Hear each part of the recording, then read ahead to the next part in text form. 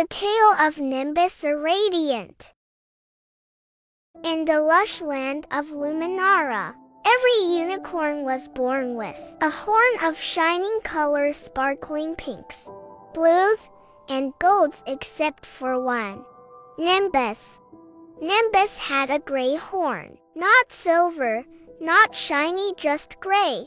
He tried to polish it with river water. He asked the sun to shine on it. Nothing worked. The other unicorns galloped away to chase comets, leaving Nimbus behind.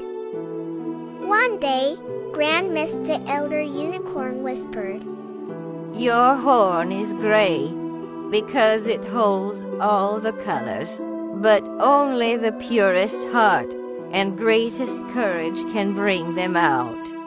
Nimbus blinked. He didn't feel brave, but he wanted to try. Chapter 2: The Forest of Forgotten Sounds.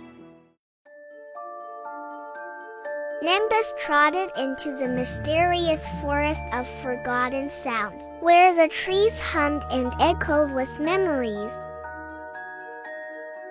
A nightingale was trapped in a vine that had stolen her song. Nimbus gently untangled her, even when the vines tried to wrap around him. When the nightingale was free, she sang once more. A soft shimmer of blue appeared at the tip of Nimbus' horn. He gasped, "One color!" The nightingale smiled. Kindness always finds its way into light. Chapter 3: The Cliff of Wind Whispers. Nimbus climbed the Cliff of Wind Whispers, where legends said only the brave could reach the top. Halfway up, a young dragon named Fleck clung to a narrow ledge, too scared to move. Nimbus nudged and encouraged him, step by careful step, until they reached the top together. The wind whooshed around them in delight.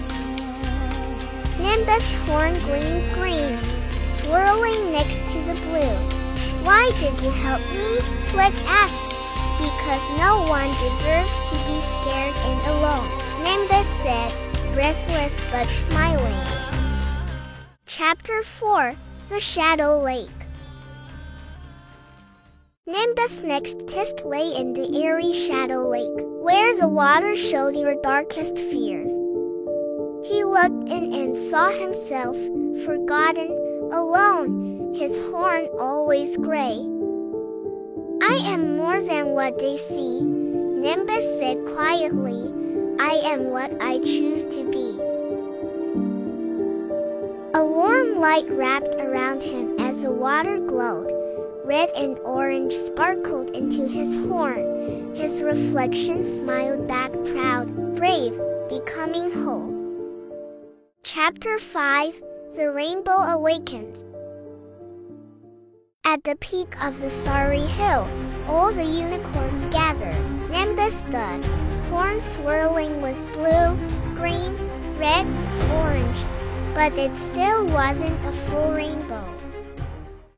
Suddenly, a storm rode in black clouds. Wildly, the unicorns panicked, but Nimbus stood firm. "I'll lead you to shelter," he said, voice clear and calm. One by one, they followed. Nimbus led the way through. The darkness was the colors he'd earned. As the storm cleared and the sun returned, something incredible happened. His horn burst into a brilliant rainbow, shimmering from tip to base. The unicorns gasped in awe. Nimbus had done it, not because he wanted to be like the others, but because he had chosen to be kind, brave, honest, and true. From that day on, they called him Nimbus the Radiant, the unicorn who turned gray into greatness. And so, Nimbus taught us that being different isn't something to fix, it's something to cherish. Because sometimes the brightest rainbows come from the grayest clouds.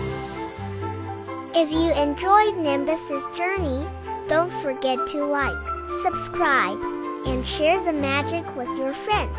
See you in the next adventure.